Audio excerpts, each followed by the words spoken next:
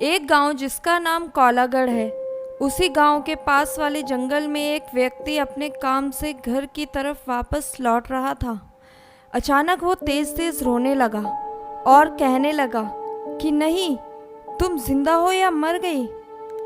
पहले उस गांव में कोई भी भूत प्रेत की बातों पर विश्वास नहीं करता था, पर उस दिन के बाद धीरे धीरे गांव वालों के मन में आत्माओं को लेकर डर बैठ गया था। कौलागढ़ गांव में कुछ ऐसा हुआ था कि उस गांव में एक औरत थी जिसका दिमाग कुछ ठीक नहीं था। उसका पति भी एक दुर्घटना में मर गया था।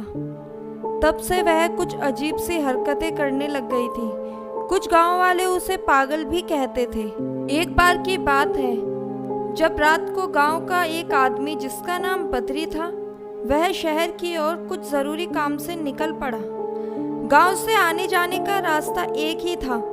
बद्री जंगल से गुजर रहा था कि गांव से कुछ दूर ही जंगल में उसे एक औरत की लाश पेड़ पर लटकती हुई नजर आई। वह एकदम डर गया और भागता हुआ गांव वापस आ गया।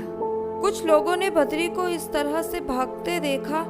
कहा, क्या हुआ बद्री, तुम तो अभी शहर के लिए निकले थे ना, और तुम भागते हुए वापस क्यों आ गए? तब बद्री ने बताया कि उसने अभी किसी की लाश को पेड़ पर लटकते हुए देखा और वो लाश किसी औरत की है। देखते देखते सारा गांव इकट्ठा हो गया और कहा, कहाँ है लाश, चलो देखते हैं।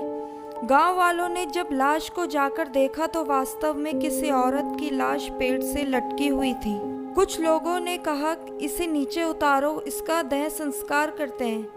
कुछ गांव वालों ने कहा कि अब देह संस्कार करने से कुछ नहीं होगा, और अगर हमने इसका देह संस्कार गांव में ही किया तो इसकी आत्मा गांव में ही भटकती रहेगी। इस आपसी बहस के कारण गांव वालों ने उस औरत की लाश को पेड़ से लटकता हुआ ही छोड़ दिया, और अब वो आत्मा बनकर गांव के हर किसी व्यक्ति को नजर आती है। गांव वालों ने अब उस औरत की लाश का देह संस्कार भी नहीं कर सकते, क्योंकि आत्माओं का कभी देह संस्कार नहीं होता।